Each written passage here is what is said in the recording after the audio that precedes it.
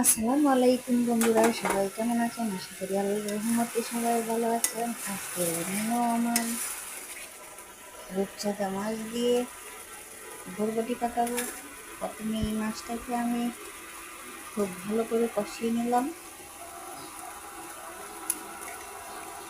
ভালো লাগলে সবাই লাইক কমেন্ট শেয়ার করে দেবেন, পেজটাকে ফলো করে রাখবেন, নোটিফিকেশন অন করে রাখবেন সবার আগেই যেন আপনাদের কাছে নতুন নতুন ভিডিও চলে আসে। এখন বরবটিগুলো দিয়ে ভালো করে কষিয়ে নেব।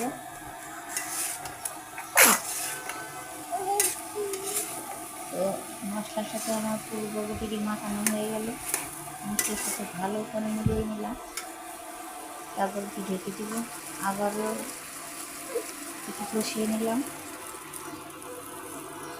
এখন জল দিয়ে দিব পরিমাণ মতো, যেটুকু আমার সিদ্ধ হতে লাগবে।